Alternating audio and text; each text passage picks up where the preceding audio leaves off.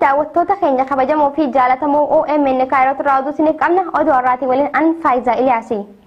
Godina Harargee Bahaa aanaa Gola Odaa magaalaa Minnootti loltoonni agaazii walitti bu'iinsa saba Oromoo fi Somaalee gidduutti uumameen Oromoonni 3 yoo ajjeefaman Somaalota daangaa cabsanii itti seenan irraa immoo namoonni 8 ajjeefamaniiti jiran. Loltoonni agaazii tumsa warra Somaalotaa irraa dhufanis 8 battalumatti tumsa ummataatiin ajjeefaman dabalata gabaasa kanaatiif Dammaqaa Nagaasaa. Mootummaan Itoophiyaa murna Tigraayin durfamu wayita ammaa kana bulchiinsa koomaand poostiitiin ajaja loltoota agaazii fi hidhattoota Somaaleetiif kenneen daangaa Oromiyaa bahaarratti weerara bananii uummata nagaa ajjeesaa jiran. Haaluma kanaan godina Harargee Bahaa aanaa Gola Odaa magaalaa Burqaa Tirtiraarraa kiiloomeetira muraasa fagaattee magaalaa Oromiyaa daangaa Somaalee irratti argamtu magaalaa Miinoo irratti lola bananiin Oromoota nagaa 3 kaleessa ajjeesanii jiran. Oromoonni naannichaas lola isaan irratti loltoota agaazii fi hidhattoota Somaaleetiin irratti baname ofirraa qolachuuf mormii gaggeessaniin loltoota agaazii irraa 3 wayita ajjeesan hidhattoota Somaalee irraa immoo 8 ajjeesaniiru. Walumaa galatti hidhattoonni sirnichaa 11 battalumatti ajjeefamuu isaanii jiraataan naannichaa tokko kan ijaan argan akkasitti ragaa bahan. Kaleemmoo mootireessaa sun immoo humna makaraakayaa fidaddeeti. Oromoo irratti magaalaa Miinoo bakka jedhamu gara Ogaazii waldaan geessiti. Amma kanarratti reessaatti immoo gosa xiqqoo takka gosa kun immoo humna makaraakayaa fidaddeeti. Oromoota weeraran. Oromoota weeraranii nama 3 ajjeesanii garuu Oromoonni aanaa Gola Odaa akka jirtutti walii dirmatteet nama 7. Namni 3 immoo kan makaraakayaa irraa dhufe. Haala saniin akkasitti lolli guyyaa 2 achitti oolee jira. Lolli kaleessa eegalame kun ammallee akka itti fufetti jira kan nuun jedhe namni kun Oromoonni karaa Baalee Oromoota naannichaatiif birmataa jiranis jedha. Gargara kanammoo beekara warri gamana bittanillee birmataa jiran gara Baalee irraa. Saniif immoo Oromiyaa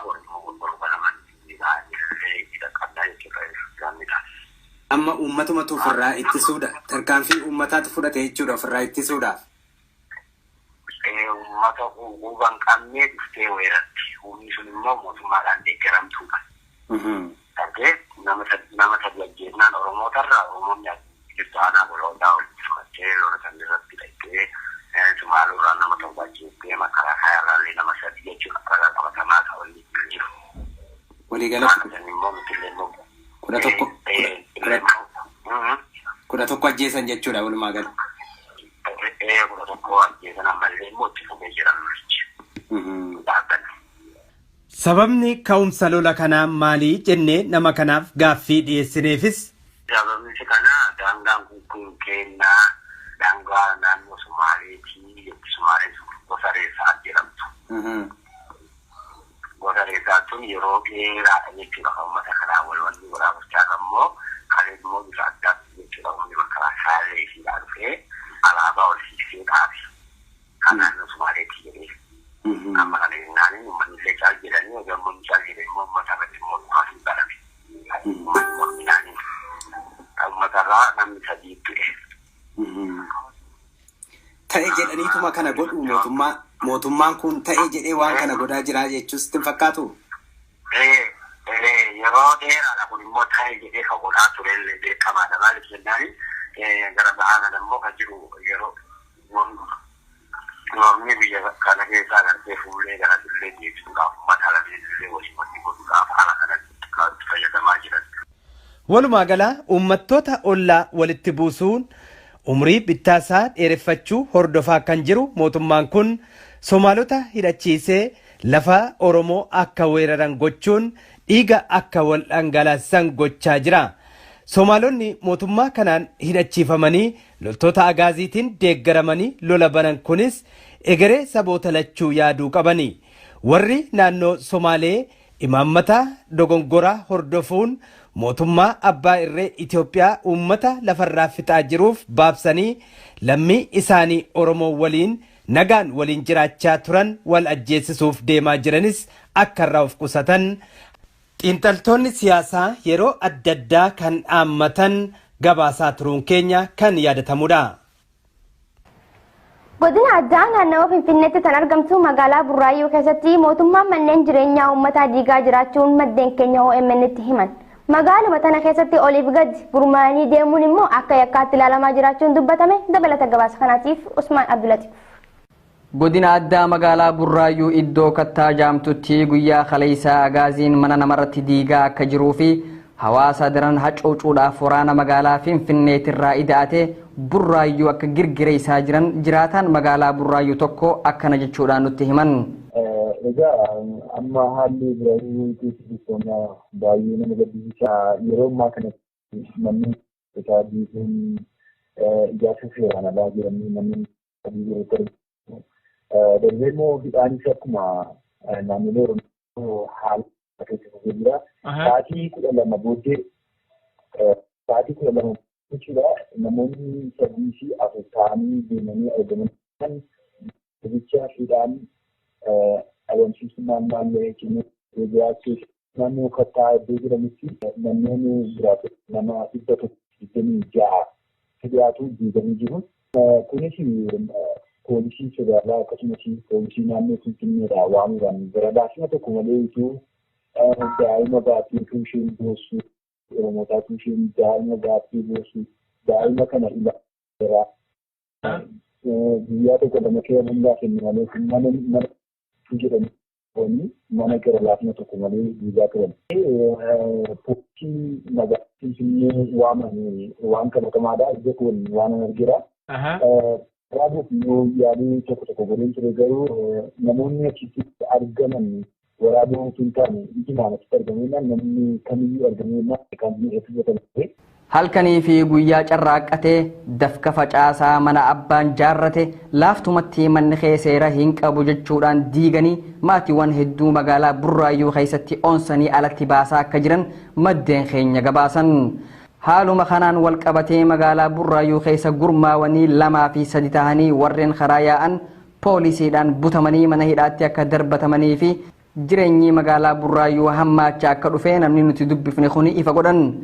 Burraayyuu irraa Maariyaamii tokkotti amma darbanii turan marra guyyaa irraa kana keessa kan isaan diigaa turan kattaa naannoo magariisa iddoo jedhamu diigaa turani. Guyyaa irraa immoo gara Maariyaamiitti darbanii jiru. Haalli amma Burraayyuun akka walii galaatti mana nyaataa tokko dhaqan wayyaa sibiilii uffatanii federaal poolisiin agaazii maal akka jirutti mana dhugaatiif mana bunaa maal irra gadhiifamanii jiru. Galgala immoo qabamuma malee abaluu yaa jira. Qabamuma isaa malee wanti sana godheef malee mana hidhaatti kaafamanii manni isa gaafachuudha mataatti haala nama gaddisiisuu irreeffamee mana itti darbama.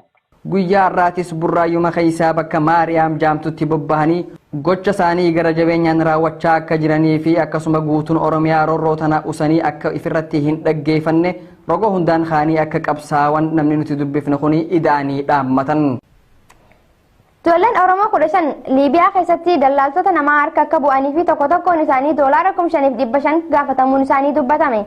Ijoolleen tunniin gariin isaanii barattoota yuunivarsiitii irraa mormii yeroo ammaatiin wal qabateen kan baqatan hoggaa ta'u uummanni Oromoo biyya alaa jiraatu maallaqa dallaalonni gara jabeeyyiin isaan gaafataniif isaaniif kaffaluun lubbuu isaanii akka baraaraniif yaamicha godhaniiti jiran. Dabalata gabaasa kanaatiif Daani'el Bariisoo Areeri.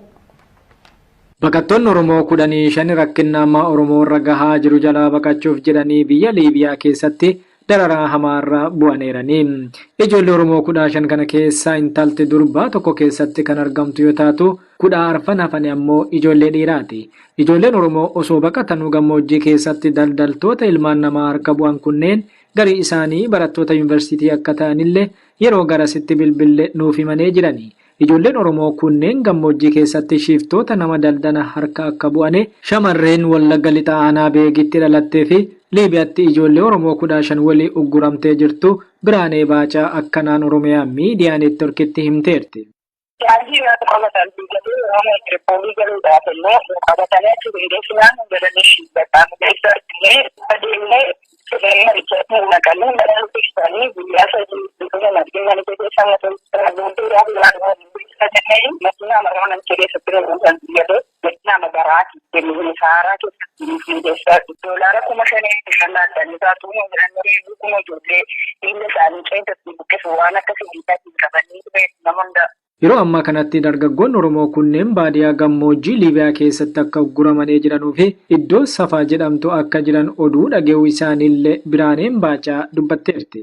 Ijoolleen Oromoo ugguraman kunneen garii isaanii erga ugguramanii guyyoottan 12 kan guutanii fi ji'oota 4 illee kanneen ugguramanii akka jiranuu fi walumaa galatti ijoolleen Oromoo 15 bakka tokkotti ugguramanii akka jiranu Biraaneen Baacaa dabaltee himteerti. Ijoolleen Oromoo 15 Liibiyaa keessatti ugguramanii jiran kunneen ijoollee harka qalleessaatii fi biyyoota alaa irraa kanneen firoota hin qabne akka ta'anillee dubbataniirani. Isaan biraa ijoolleen Oromoo biyyoota alaatii fira qaban lamaanii firri isaanii maallaqa isaaniif kanfalanii akka isaan biraa bahanillee dargaggoon Oromoo Liibiyaatti ugguramee jiru kan godina Baalee Aanaa Gaasaratti dhalate Ahmed Abdallaa Haasen himeera. Mee sila adoo isin gargaaranii namoonni Oromoonni biyya alaa kun isin gargaaree jedhe karaa kam isin gargaara maal jedha warri isin ugguree jiru kun? Maallaqni walitti guurame dallaalaatti jira dallaalaan iddoo Oromiyaadha hambitee warri Yoosaaniin bakkanni Sudaan itti dhufe dallaalaan fuudhee jira dallaala san irratti maallaqni bu'aa kafalaaf jira wanti kafalis jarraati gara baharaa markaba dhabbii wuceessifti gara gamaa wuceena nagaan hin baana ummati namni lama ijoolleen Oromoo kan biraatiin nagaan jettee jirti. Nama baay'eetu deemee jedhee jirti nu qofa keessatti hafee. Ijoolleen lamaan sun baan ijoolleen lamaan deeman sun akkamiin deeman? Jarri maallaqa warraatti wuceessu alaafira qabdii qabalanii fi dallaalaan. Ijoolleen Oromoo Liibiyaatti harka nyaaphaa bu'anii ugguraman 15 kunneen dhalattoota godina Baalee Aanaa Gaasaraatii fi dhalattoota godina Wallagga Lixaa Aanaa Beegii akka ta'an nutti himaneerani. Ijoolleen Oromoo Liibiyaatti harka nyaaphaa bu'anii ugguraman kunneen Ahmed Abdallaa Haasen, Taajuddin Aadaam, Yusuf Tamaam, Abdurrashiid Usmaan, Yunus Ismaa'eel Goobanaa, Muhammed Abaadir Maammaa fi Miftaa Abdulqaadir dhalattoota godina Baalee Aanaa Gaasaraa fi naannoo sanii yoo ta'anu Jibriil Huseen Mujaahid Alii, Biraanee Baacaa, Muusaa Halkanoo, Huseen Nagaa'oo, Muhammed Mustafaatii fi Haaruun Kadir Waayyuu fa'aa ammoo ijoollee Wallagga Lixaa Aanaa Beegiitti dhalatan ta'uu isaanii dubbatanii jirani. Bakka ijoolleen Oromoo kunneen itti uguramanii jiranutti namoota qabamanii jiran keessaa Eertiraanonni akka keessatti argamanii fi irra jireessi isaanii garuu firoottaan isaanii biyyoota alaa irraa maallaqni kanfalamee fi hedduminaan akka bahaa jiranu ijoolleen Oromoo kunneen dubbatanii jirani. Dararaa ilma namaa irratti hin raawwatamnetti nurratti raawwatamaa jira waan ta'eef ilmaan Oromoo nuu birmadhaa jechuun durbee Biraanee Baacaa bohaadhaa matteerti. Egaa yaa obboleessa koodhaa waan nu ragaatu waan dhala namaa raga'u kan poositti machuu hin danda'u. Kan warra dhiiraas itti himuu hin danda'u. Galgalaaf ganamullee nurra dhaabanii amma laata badheessi yaabessisaa jira. Haatanii nu ilaalaa jiru. Turkii keewwataamuu yoo dhaga'an isheen nurra dhaabbata argite. Bishaan galgalaa kan nama mukti naqu bishaan dhiira keessa keessu ashawaatti naqan bishaan dhiira keessa miti. Bakka rakkiinti rakkina humnaa waliin kana jedhee ani waan itti himuu danda'u qabu. Yoo sii danda'ame yaa obboleessa koo Oromoon gara dhaabessa Oromoo bira jirta itti dhiyaattee jirtan humboollee keessa jirra bakka gargaarsa itti himuu danda'u kana rakkanne jechuun ta'u yoo hundi waaqayyo keessaa nu baase lammiin keenya danda'u keessaa nu baase kana nu waliin kana nurra keessa jechuun ta'u bakka amma nyaata nyaannee erga qabeessaa nyaata jechuun galgala sa'aatii 12tti makaroonii kan ittiin ta'u bakka bakka hin ta'uudha oduu kalbi jechuun danda'u bakka ati siyaasee waan ta'eef lammiin keenya ni barbaadu. Miidiyaan kun kan keenya waan ta'eef Oromoon qaba kana keessaa nu baasuu dadhabu waan ta'eef kallattii maddii nu baasan waan nu godhe bakka argii barbaadee nu argattee waaqayyoon gaditti siin abdannaa inni bilbiluu barbaadu bagatee waan rageessatee bakka rakkoon immoo dhiibbaa kana siidee hin danda'u bakka. Ahmed Abdallah Hasan illee gama isaatiin dhaamsa dabarfateen akka jedhetti dallaalonni isaan ugguran nama tokkotti doolaara 5,500 waan isaan gaafatanii fi akkasuma maatii fi fira maallaqa kana isaaniif kanfalan waan hin qabnee fi Oromoon addunyaa irra jiraatan akka isaaniif birmataniif dhaamsa gamasaa dabarfateera. Baqattoonni Oromoo biyya Suudaan magaalaa Kaartum jiraatan poolisota biyyattiitiin hidhaa saamichaa fi doorsifni hamaan irratti raawwatamaa jira jechuun baqataan Oromoo tokko OMN itti himeeti jira. Dabalata gabaasa kanaatiif Usmaan Baayyoo.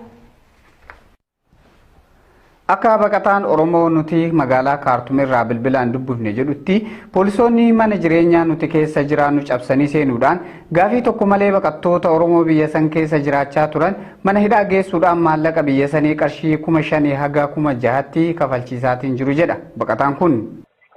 Haalli jiru baay'ee rakkisaadhaan adeemanii mana yoo seenan agartee nama filatanii nama filanii wanti itti gaafachiisan agartee bakka hidhaa yoo si geessan gaafii isaan nama gaafatan gootaan itti hidhan bakka namatti ba'ati bakka oofii bakka marwaan hin jirre waan ati agartee waggaatti arganne olchi gaafatanii beekaa.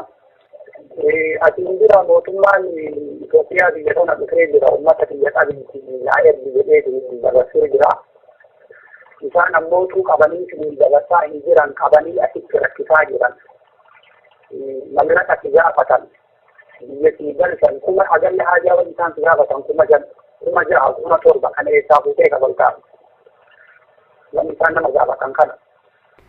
Akka baqataan kun dubbatetti mootummaa wayyaanis dhimma kana harkaa keessaa qaba. Akkanumatti illee tikni isaanii magaalaa kana keessa akka garaa isaaniitti socho'aati baqattoota Oromoo doorsaatiin jiru jedha.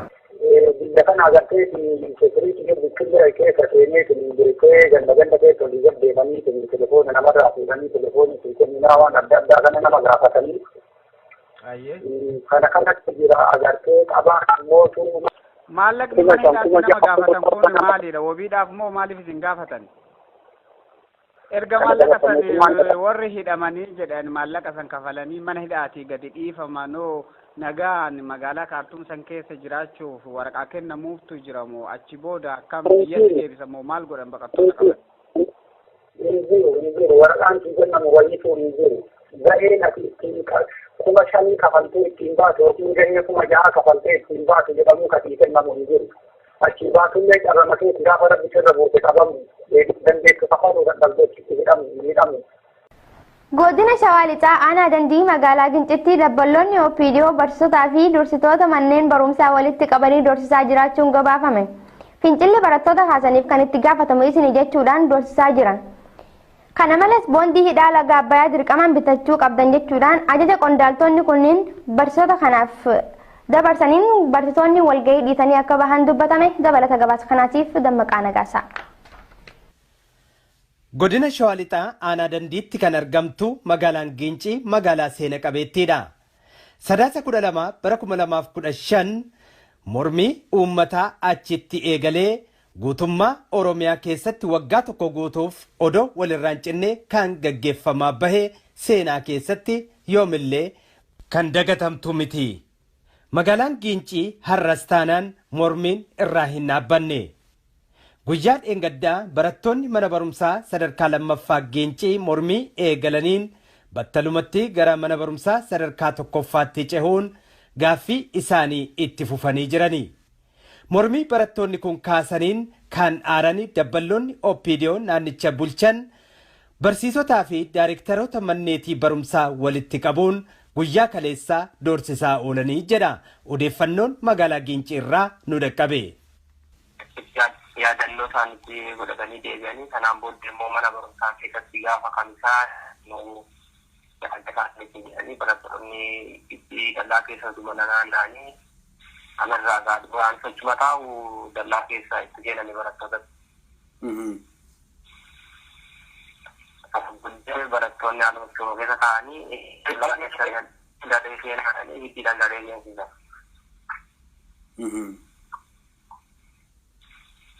Borumtaa isaa immoo giddeen baay'ee ture. Haaluma kanarraa kan ka'e immoo sanbata keessatti sorotaa waamanii achuma sadarkaa lammaffaa keessatti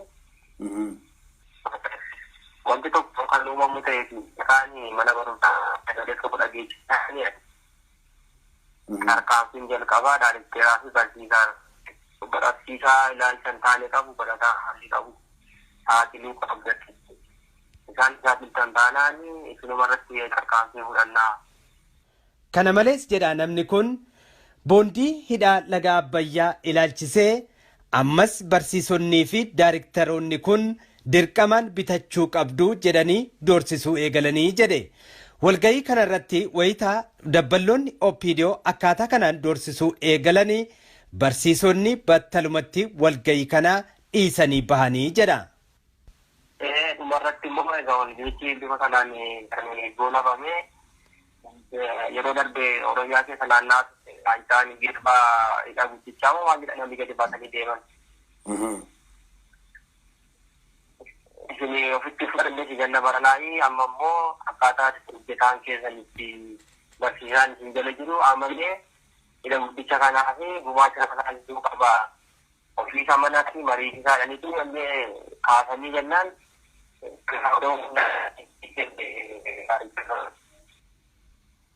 Isanii yaadamtu isaan hin dhageenye mariisisaa torbe tokko keessatti ni beeksisaa amma muranii maalidha jechuun isaan kaasanii jennaan nama dhiisanii qaban. Walumaa galaa gochaan jiraattota magaalaa Gincii fi naannawaa ishee irratti raawwatamaa jiru hedduu nama gaddisiisaa kan nuun jedhe namni kun. Mootummaan kun sodaa jiraattota magaalaa Gincii fi naannawaa ishee irraa qabuun guyyaa dheengaddaas akkasuma konkolaachiftoota fi abbootii qabeenyaa konkolaataa baajaajii walitti qabuudhaan doorsisaa akka oolan namni kun kan nuuf himan. Naannoo shanitti tan argamtu magaalaa Jijjigaa keessatti Oromoota kuduraa gurguruun walgahii baasanii hojii isaanii akka dhaban itti murteessuu isaanii jiraataan magaalaa Jijjigaa tokko OMN itti hime. Rakkoon gama bulchiinsa magaalaatii fi liyyuu poolisiin Oromoota magaalaatti irra gahaa jiru hammaachaa dhufuun beekame. Dabalata gabaasa kanaatiif Usmaan Abdulatiif. Magaalaa Jijjigaa keessatti guyyaa kalee liyyuu poolisiin Oromoota kuduraa gurguratan walitti guuranii walgahiidhaaf walitti qabanii as booda magaalaan tun teenya waan taateef hojii hojjechaa jirtan akka dhaabdan jechuun akeekkachiisa dabarsan. Guyyaa har'aan tanaatirraa jalqabee hanga guyyaa 15tti midhaan ol kuufattan cufaa gad baaftanii akka gurgurattan guyyaa isinii kenname kana keessatti dhadhawattanii hojiirraa akka qulqulleessitan jechuudhaan gara laafina tokko malee haawwan kanarratti labsa baasan. Guyyaa har'aa naannoo Jijjigaatti uummata Oromoo keessaa kuduraa gurguranii jiranitti. Ayyee. Isaanii kana beekamatti kuduraa gurguruun hundeessanii bukaara keessaa kan qalban amma guyyaa 15tti lafa gurguradhaa isaa kana godhanitti gurguruun hundeessan kana beekamu. Uummatuma keenya keessaa ta'e uummata Oromoo keessaa tokko kaatee akka walgeessi bakki itti jiru Itoophiyaa keessa bakki inni itti dhalan Itoophiyaa keessa akkamitti akka lammii lammaffaatti ni ilaalamna. Jecha akkamni irratti raawwatan akka lammii lammaffaatti maaliif ilaalamu. Uummanni keenya ari'atanii uummanni biraatti jala gochuu danda'a jedhama. Bakki kan keenyadha jechuun irra jiru kan keenyadha. Kanaafuu waan isin beekuu qabu.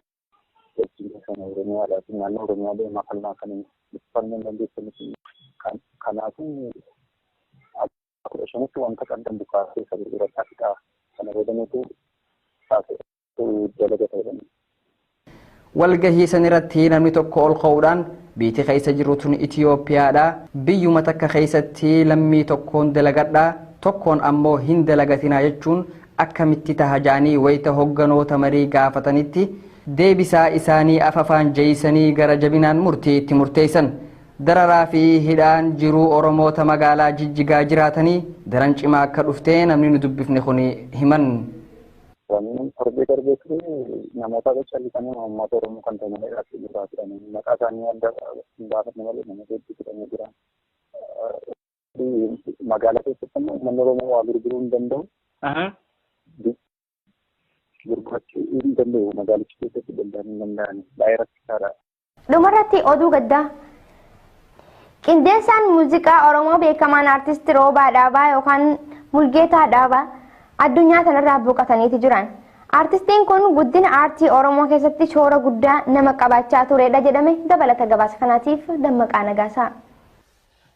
Dhaloonni isaa godina addaa Oromiyaa Walloo kan ta'ee fi guddinni isaa Oromiyaa bahaa kan ta'e artist Roobaa Dhaabaa yookaan Mulugeetaa Abaate muuziqaa Oromoo 200 olii fi muuziqaa sabaa fi sablammootaa 300 ol kan hojjete ogeessa qindeessaa muuziqaa beekamaati.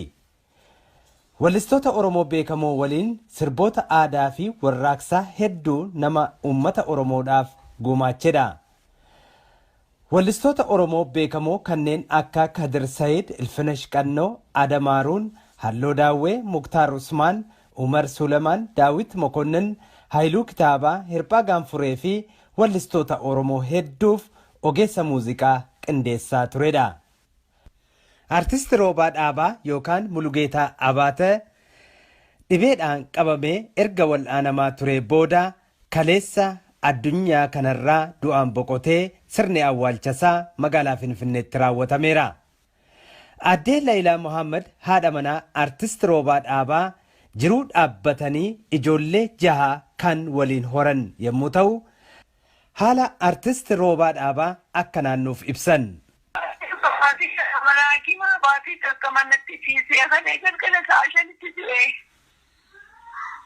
Maali hukumni isaa? Maadu kuba gorbee to'anan sanii gamen injeesis. Baatuma takka dhukkubsate? Akkasi. Baatii sadii baatii lama mana hakimaa baatii takka manatti weega mana hakimaarraa. Alaas qafa dablee waajifa bitannee gaa manatti gallee baatii tokko mana matti ciisee nama du'e. Baatii lama moo hakima ture. Maatii qabdu Addee Laayilaa waliin? Ijoollee 6 waliin qabna guddaan amata 23. Finfinnee waliin jiraanna gaa'ee. Yoom maalirraa iyyuu akkamiin qabame mee haaluma isaayyuu seenaadhuma isaayyuu mee naa ibsaame? Gaanuma yaakanii guyyaanuma dalagan boqotu beekee manannaan ijoollee laan dalagaa isaa jaalataa. Dalagaa boqonnaan qabnes badalaguu gaa dhukkubsateetuma manatti ciise. Ooltuma mana yaalaa adda adda deemnuuti nu harka daddabnaani mana yaalaa guddaa geessinee achitti gaafa achi geessinee achirraa hawwatee. Hakimaa Abrahaama Afrikaa maali Kooriyaa hospitaali sana achi geessinee achirraas maallaqni isaa baay'ee mi'aadha.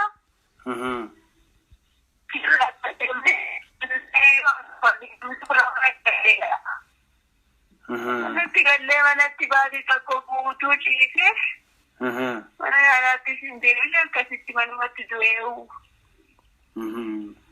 Egaa Roobaan keessattuu aartii Oromoo guddisuu keessatti nama seenaa guddaa qabudhaan nutis wayita dhageenye hedduu rifanne akka malee gaddine. Egaa mee haaluma kanarra hojuma kanarra ture hanga ammaatti?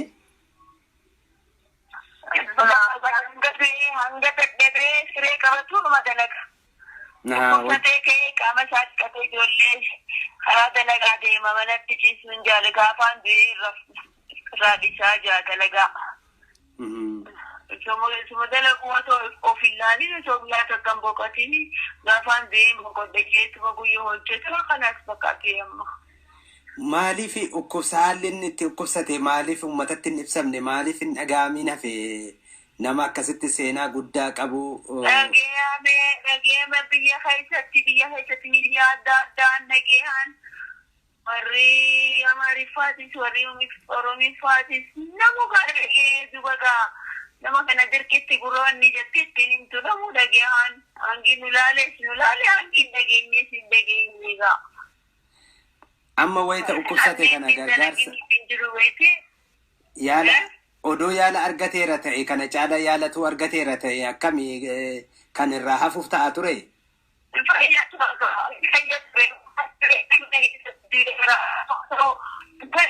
Ambulaansiidhaan manatti galee bar. Namni fayyee miilaan mana galaani inni ambulaansiidhaan mana galee. Inni osoo sireerra ol ka'een osoo mataa ol hin qabin osoo miilaan hin deemin ambulaansiidhaan mana hakimaa seeni ambulaansiidhaan karaa manaa deebi'ee galaa ligaa kana. Maaliif? Humna qabaatee achitti tajaajilee fayyee gala. Madirmatan hangi lagi warri inni dalageeti hangi lagi madirmata hanga khanis gadir kidan ittinim tugakam godan inni lagi mana tayakam godan hangi lagi hangi garan isani lafit lafatela dan gargaran hangi garati jabate safe gakam gonare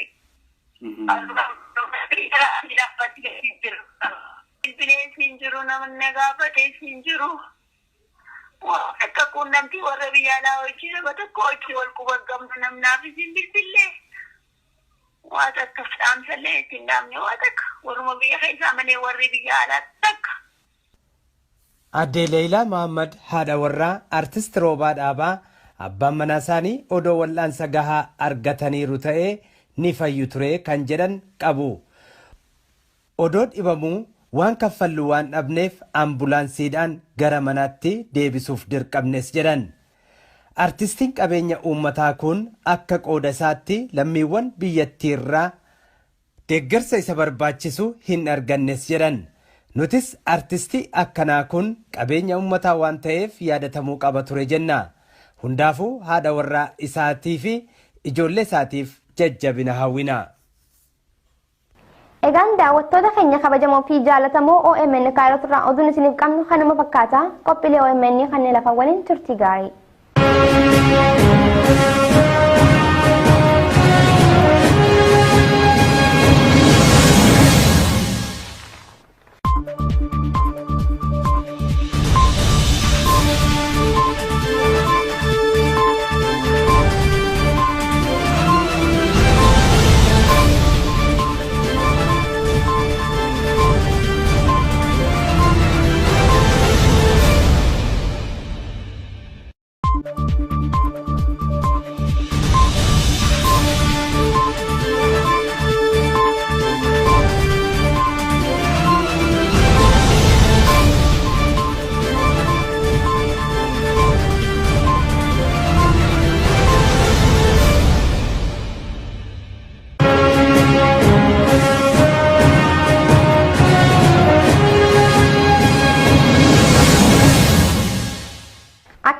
daawwattoota keenya kabajamoo fi jaallatamoo OMN Kaayiroo irraa oduu isiniif qabna. Oduu har'aatii waliin an Faayiza Iliyaasi.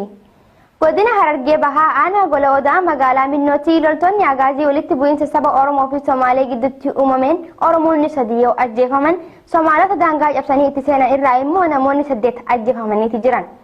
Loltoonni agaazii tumsa warra Somaalotaa irraa dhufanis 8 battalumatti tumsa ummataatiin ajjeefaman dabalata gabaasa kanaatiif dammaqaa nagaasaa. Mootummaan Itoophiyaa murna Tigraayin durfamu wayita ammaa kana bulchiinsa koomaand poostiitiin ajaja loltoota agaazii fi hidhattoota Somaaleetiif kenneen daangaa Oromiyaa bahaarratti weerara bananii uummata nagaa ajjeesaa jiran. Haaluma kanaan godina Harargee Bahaa aanaa Gola Odaa magaalaa Burqaa Tirtiraarraa kiiloomeetira muraasa fagaattee magaalaa Oromiyaa daangaa Somaalee irratti argamtu magaalaa Miinoo irratti lola bananiin Oromoota nagaa 3 kaleessa ajjeesanii jiran. Oromoonni naannichaas lola isaan irratti loltoota agaazii fi hidhattoota Somaaleetiin irratti baname ofirraa qolachuuf mormii gaggeessaniin loltoota agaazii irraa 3 wayita ajjeesan hidhattoota Somaalee irraa immoo 8 ajjeesaniiru. Walumaa galatti hidhattoonni sirnichaa 11 battalumatti ajjeefamuu isaanii jiraataan naannichaa tokko kan ijaan argan akkasitti ragaa bahan. Kaleemmoo mootireessaan sun immoo humna makalaayaa gaddeeti. Oromoo irratti magaalaa Miinoo bakka jedhamu gara Ogaazii waldaan geessiti. Amma kanarratti reessaatti immoo gosa xiqqoo takka gosa kun immoo humna makalaayaa gaddeeti.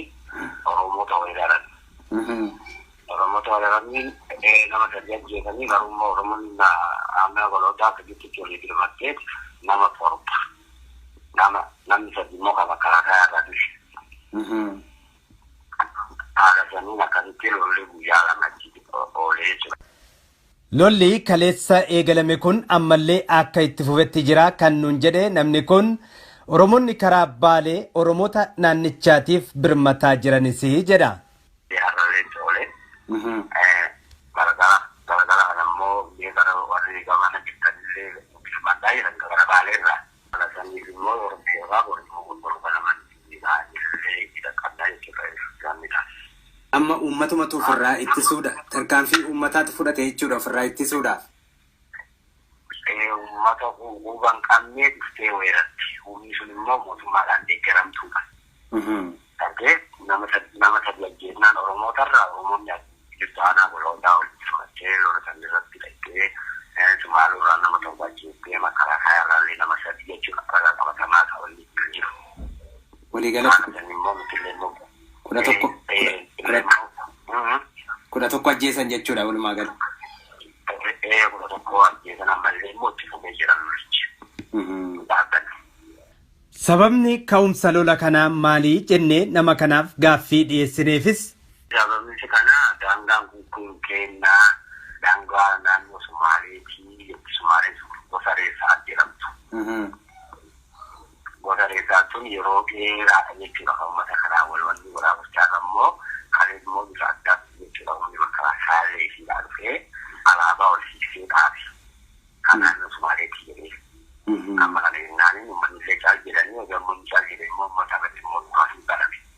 Uummanni morminaanii uummatarraa namni sadii du'e. Ta'e jedhaniituma kana godhu mootummaan kun ta'e jedhee waan kana godhaa jira jechuus itti fakkaatu. Yeroo dheeraadha kun immoo ta'e jedhee kan godhaa turellee beekamaadha. Maaliif jennaan gara ba'aa kana immoo kan jiru yeroo Normii biyya kana keessaa gartee fuullee gara illee deebisuudhaaf uummata alabeellee waliin wanti godhuudhaaf haala kanatti fayyadamaa jiran.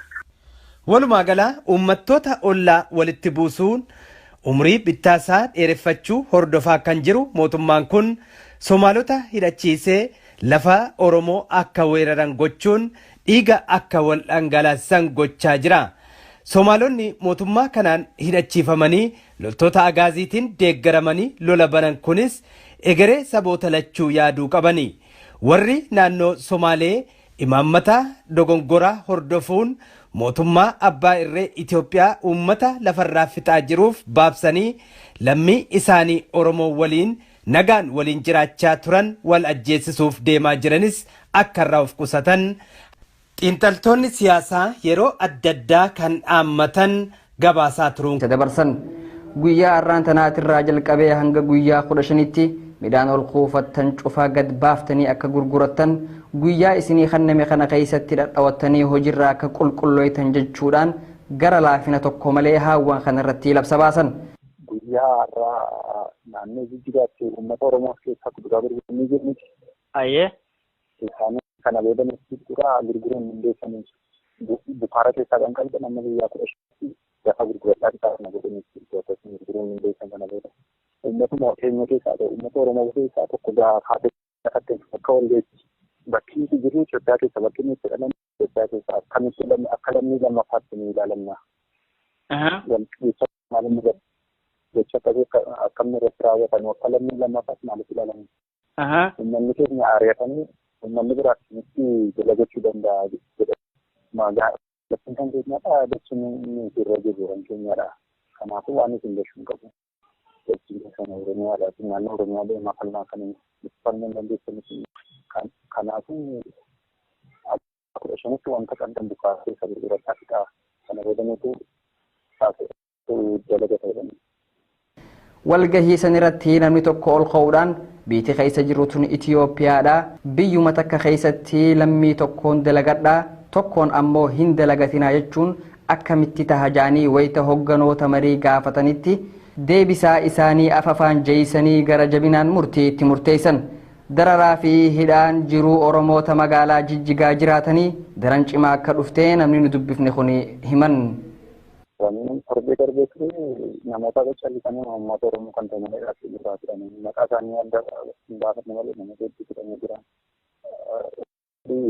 Magaalaa keessatti immoo uummanni Oromoo waa gurguruu hin danda'u. Gurgurachuu hin danda'u magaalicha keessatti daldaluu hin danda'an baay'ee rakkisaadha. Dhumarratti oduu gaddaa. Qindeessaan muuziqaa Oromoo beekamaan artist Roobaa Dhaabaa yookaan Mulgeetaa Dhaabaa addunyaa kanarraa boqotaniiti jiran. Artistiin kun guddina aartii Oromoo keessatti shoora guddaa nama qabaachaa turedha jedhame dabalata gabaasa kanaatiif Dammaqaa Nagaasaa. Dhaloonni isaa godina addaa Oromiyaa Walloo kan ta'ee fi guddinni isaa Oromiyaa bahaa kan ta'e artist Roobaa Dhaabaa yookaan Mulugeetaa Abaate muuziqaa Oromoo 200 olii fi muuziqaa sabaa fi sablammootaa 300 ol kan hojjete ogeessa qindeessaa muuziqaa beekamaati. Wallistoota Oromoo beekamoo waliin sirboota aadaa fi warraaqsaa hedduu nama uummata Oromoodhaaf gumaachedha. Wallistoota Oromoo beekamoo kanneen akka Kadir Sayid, Ilfinesh Qannoo, Adamaaruun, Halloo Daawwee, Muktaar Usmaan, Umar Sulemaan, Daawit Mokonnin, Haayiluu Kitaabaa, Hirphaa Gaanfuree fi wallistoota Oromoo hedduuf ogeessa muuziqaa qindeessaa turedha. Artist Roobaa Dhaabaa yookaan Mulugeetaa Abaate dhibeedhaan qabamee erga wal'aanamaa ture booda kaleessa addunyaa kanarraa du'aan boqotee sirni awwaalchasaa magaalaa Finfinneetti raawwatameera. Addee Laayilaa Mohaammed haadha manaa artist Roobaa Dhaabaa jiruu dhaabbatanii ijoollee 6 kan waliin horan yommuu ta'u haala artist Roobaa Dhaabaa akka naannuuf ibsan.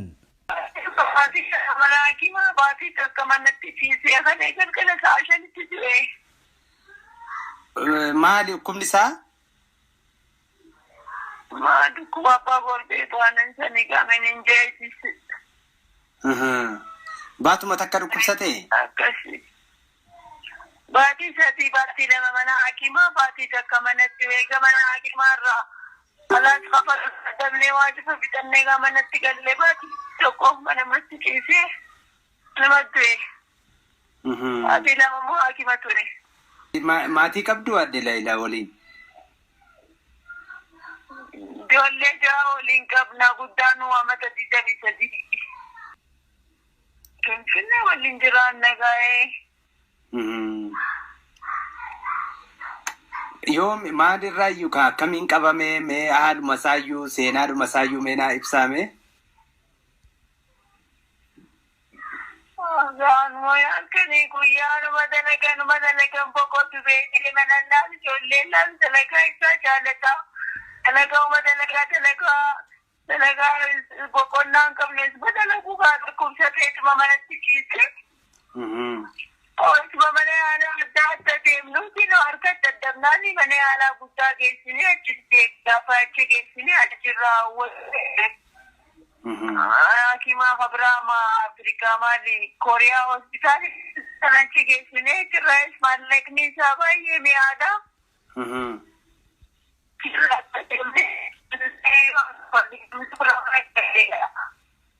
Manatti gallee manatti baatii tokko guutuu ciise. Mana yaalaattis hin deemne akkasitti manumatti du'eewu. Egaa Roobaan Baacaa dabaltee hin teerte. Ijoolleen Oromoo 15 Liibiyaa keessatti ugguramanii jiran kunneen ijoollee harka qalleessaatii fi biyyoota alaa irraa kanneen firoota hin qabne akka ta'anillee dubbataniirani.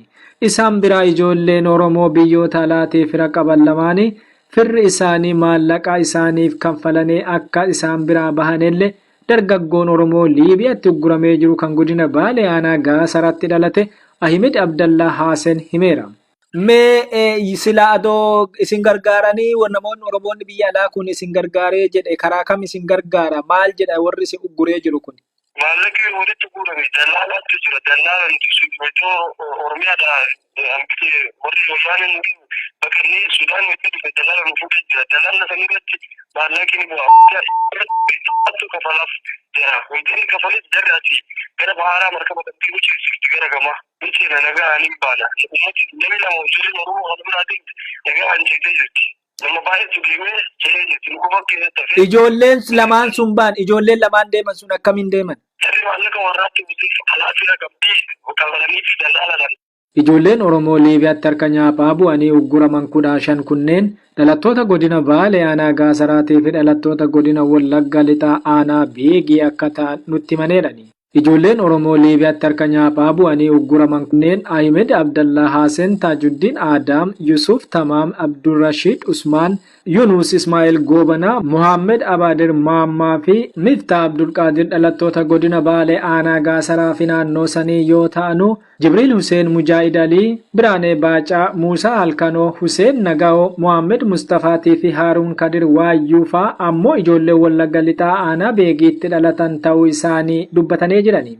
Bakka ijoolleen Oromoo kunneen itti uguramanii jiranutti namoota qabamanii jiran keessa Eertiraanonni akka keessatti argamanii fi irra jireessi isaanii garuu firoottaan isaanii biyyoota alaa irraa maallaqni kanfalamee fi hedduminaan akka bahaa jiranu ijoolleen Oromoo kunneen dubbatanii jirani.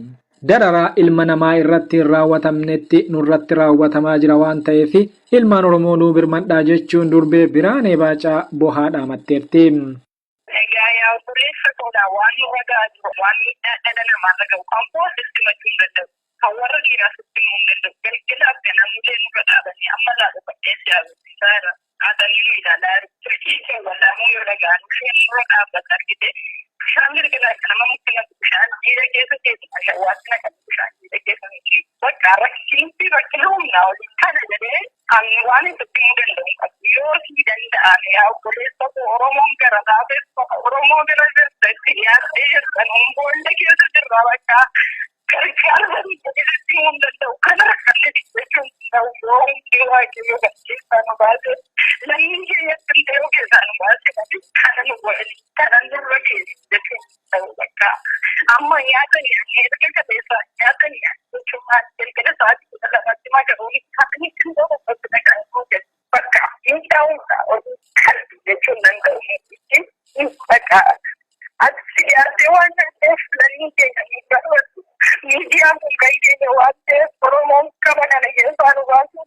dadhabu waan ta'eef kallattii maddii nu baasan waan nu godhe bakka argii barbaadee nu argattee waaqayyoon gaditti siin abdannaa inni bilbiluu reefuun bagatee waan rageessatee bakka rakkoon immoo miidhaa kana si jechuu hin danda'u bakka. Ahmed Abdallaa Haasan illee gama isaatiin dhaamsa dabarfateen akka jedhetti dallaalonni isaan uggurani nama tokko tokkotti doolaara 5,500 waan isaan gaafatanii fi akkasuma maatii fi fira maallaqa kana isaaniif kanfalan waan hin qabnee fi Oromoon addunyaa irra jiraatan akka isaaniif birmataniif dhaamsa gamasaa dabarfateera. Baqattoonni Oromoo biyya Suudaan magaalaa Kaartum jiraatan poolisota biyyattiitiin hidhaa saamichaa fi doorsifni hamaan nurratti raawwatamaa jira jechuun baqataan Oromoo tokko OMN itti himeeti jira. Dabalata gabaasa kanaatiif Usmaan Baayyoo. Akka baqataan Oromoo nuti magaalaa Kaartum irraa bilbilaan dubbifne jedhutti poolisoonni mana jireenyaa nuti keessa jiraannu cabsanii seenuudhaan gaafii tokko malee baqattoota Oromoo biyya san keessa jiraachaa turan mana hidhaa geessuudhaan maallaqa biyya sanii qarshii 5,000 haga 6,000tti kafalchiisaatiin jiru jedha baqataan kun. Haalli jiru baay'ee rakkisaadhaan adeemanii mana yoo seenan agartee nama ciratanii nama tumanii wanti si gaafachiisan agartee bakka hidhaa yoo si geessan gaafii isaan nama gaafatan gootaan itti hidhan bakka namatti ba'ati bakka oofii bakka marwaan hin jirre waan ati agartee hoggatti arganne si gaafatanii beeka. Ati hin jira mootummaan Itoophiyaa biyya kana dhufee jira uummata biyya qabiinsi yaa'eddi jedhee dabarsee jira. Isaan ammootuu qabanii dabarsaa hin jiran qabanii asitti rakkisaa jiran. Mallaqa si gaafatan biyya si galchan kuma agalli haajaa wani isaan si gaafatan kuma 6 kuma 7 kana eessaa fuutee kabaltaa. Wanni isaan nama gaafatan kana. Akka baqataan kun dubbatetti mootummaa wayyaanis dhimma kana harkaa keessaa qaba. Akkanumatti illee tikni isaanii magaalaa kana keessa akka garaa isaaniitti socho'aati. Baqattoota keenya kan yaadatamudha. Godina addaa naannawaa Finfinneetti kan argamtu magaalaa Burraayyuu keessatti mootummaan manneen jireenyaa uummataa diigaa jiraachuun maddeen keenya OMN itti himan.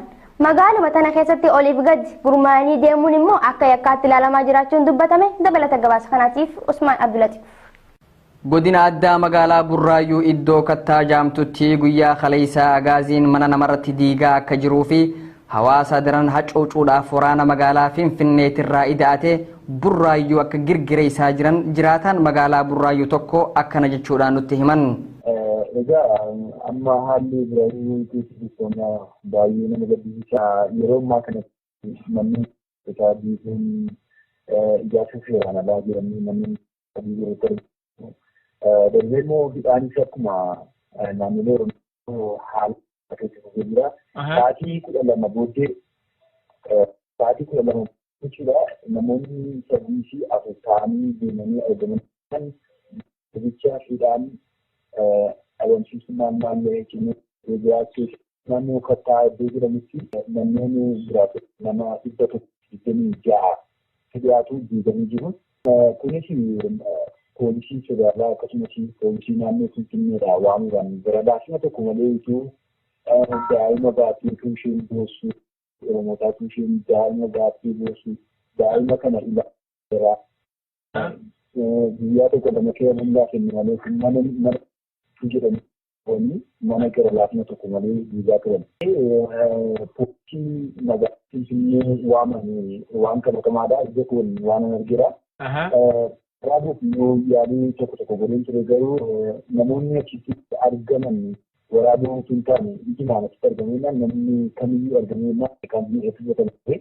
Halkanii fi guyyaa carraaqqatee dafka facaasaa mana abbaan jaarrate laaftumatti manni kee seera hin qabu jechuudhaan diiganii maatiiwwan hedduu magaalaa Burraayyuu keessatti onsanii alatti baasaa akka jiran maddeen keenya gabaasan.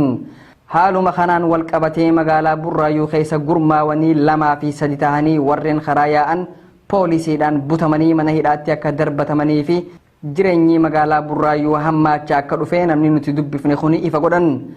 Burraayyuu irraa Maariyaamii tokkotti amma darbanii turan har'a guyyaa irraa kana qabeessa kan isaan diigaa turan kattaa naannoo magariisa iddoo jedhamu diigaa turan guyyaa irraa immoo gara Maariyaamiitti darbanii jiru.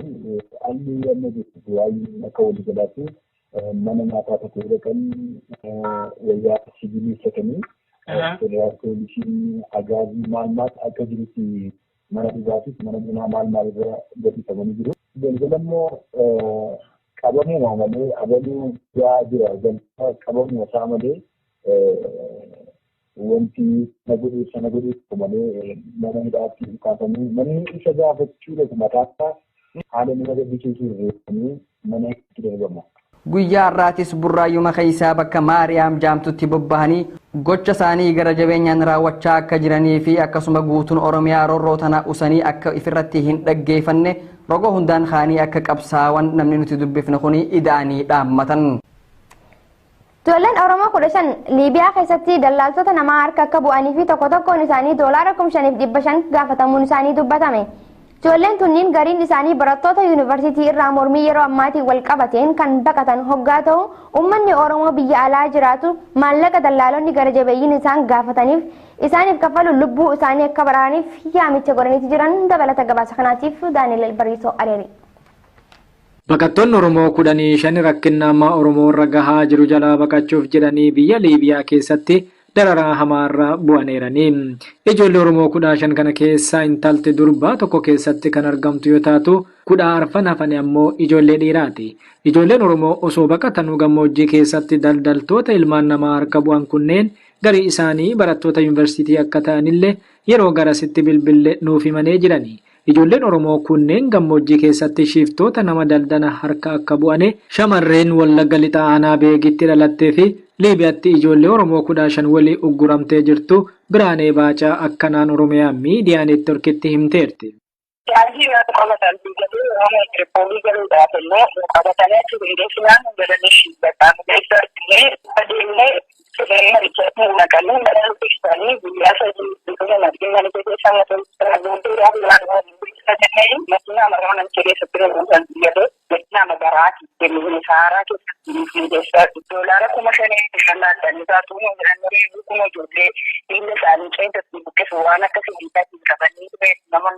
Yeroo ammaa kanatti dargaggoonni Oromoo kunneen baadiyyaa gammoojjii Liibiyaa keessatti akka ugguramanii jiranuu fi iddoo Safaa jedhamtu akka jiran oduu dhaga'uu isaaniillee Biraaneen Baacaa dubbatteerti. Ijoolleen Oromoo ugguraman kunneen garii isaanii erga ugguramanii guyyoottan 12 kan guutanii fi ji'oota 4 illee kanneen ugguramanii akka jiranuu fi walumaa galatti ijoolleen Oromoo 15 bakka tokkotti ugguramanii akka jiranu Biraaneen Oromoo doorsaatiin jiru jedha. kan agartee seekuriitii gadi killa keessa seenee beekee ganda keessa olii deemanii telefoona namarraa fuudhanii telefoonii kenninaa waan adda addaa kana nama gaafatanii kana kanatti jira agartee qabaan mootu maallaqni mana nama gaafatan kun maalidha wabiidhaaf moo maaliif isin gaafatan erga maallaqa san warri hidhamanii jedhan maallaqa san kafalanii mana hidhaatii gadi dhiifamanoo nagaan magaalaa kaartuum san keessa jiraachuuf waraqaa kennamuuftu jira moo achi booda akkam biyyatti deebisa moo maal godhan baqattoota qaban hinjiru waraqaan kennamu wayiitu hinjiru ga'een ati ittiin kuma shanii kafaltee ittiin baatu yookiin gahee kuma jaha kafaltee ittiin baatu jedhamuu katii kennamu hinjiru achi baatullee carramatee gaafa rabbi sirra buute qabamu dandeessu kafaluu dadhabdeetti hidhamu. Godina Shawaa Lixaa aanaa dandii magaalaa Gincitti dabballoonni OPDO barsiisotaa fi dursitoota manneen barumsaa walitti qabanii dorsisaa jiraachuun gabaafame. Fincilli barattoota kaasaniif kan itti gaafatamu isin jechuudhaan dorsisaa jiran. Kana malees boondii hidhaa laga Abbayyaa dirqamaan bitachuu qabdan jechuudhaan ajaja qondaaltonni kunniin barsiisota kanaaf dabarsaniin barsiisonni walgahii dhiisanii akka bahan dubbatame dabalata gabaasa kanaatiif Dammaqaa Nagaasaa. Godina Shawaa Lixaa aanaa dandiitti kan argamtu magaalaan Gincii magaalaa seena qabeettiidha. Sadaasa 12 bara 2015 mormii uummataa achitti eegalee guutummaa Oromiyaa keessatti waggaa tokko guutuuf odoo walirraan cinne kan gaggeeffamaa bahe seenaa keessatti yoomillee kan dagatamtu miti. Magaalaan Gincii har'as taanaan mormiin irraa hin dhaabbanne. Guyyaa dheengaddaa barattoonni mana barumsaa sadarkaa lammaffaa Gincii mormii eegalaniin battalumatti gara mana barumsaa sadarkaa tokkoffaatti cehuun gaaffii isaanii itti fufanii jirani.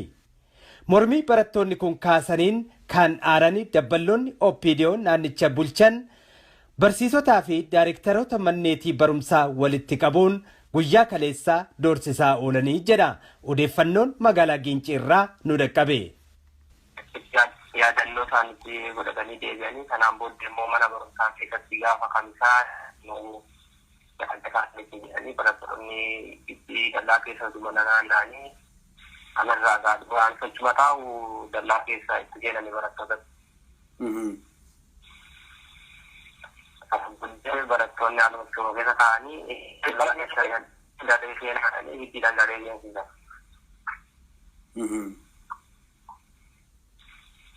Borumtaas ammoo jilbeen baay'ee inni ture.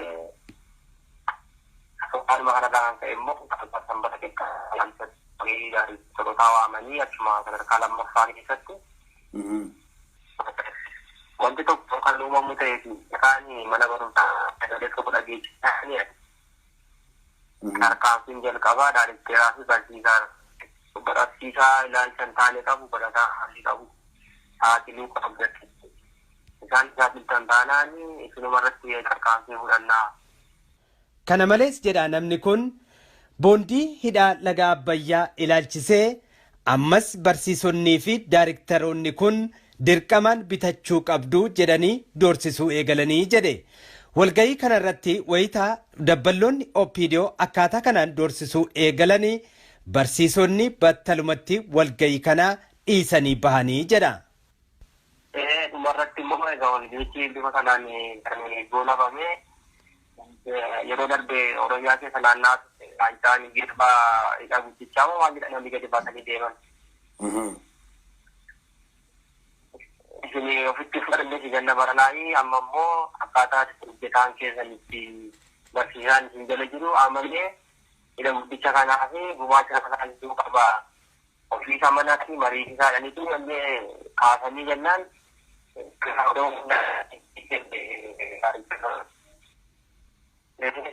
Namtootaan hin dhageenye mariisisaas torbe tokko keessatti beeksisaa amma muranii maalidha jechuun isaan kaasanii jennaan nama dhiisanii qaban. Walumaa galaa gochaan jiraattota magaalaa Gincii fi naannawaa ishee irratti raawwatamaa jiru hedduu nama gaddisiisaa kan nuun jedhe namni kun. Mootummaan kun sodaa jiraattota magaalaa Gincii fi naannawaa ishee irraa qabuun guyyaa dheengaddaas akkasuma konkolaachiftoota fi abbootii qabeenyaa konkolaataa baajaajii walitti qabuudhaan doorsisaa akka oolan namni kun kan nuuf himan. Naannoo shanitti tan argamtu magaalaa Jijjigaa keessatti Oromoota kuduraa gurguruun walgahii baasanii hojii isaanii akka dhaban itti murteessuu isaanii jiraataan magaalaa Jijjigaa tokko OMN'tti hime. Rakkoon gama bulchiinsa magaalaatii fi liyyuu poolisiin Oromoota magaalaatti irra gahaa jiru hammaachaa dhufuun beekame. Dabalata gabaasa kanaatiif Usmaan Abdulatiif.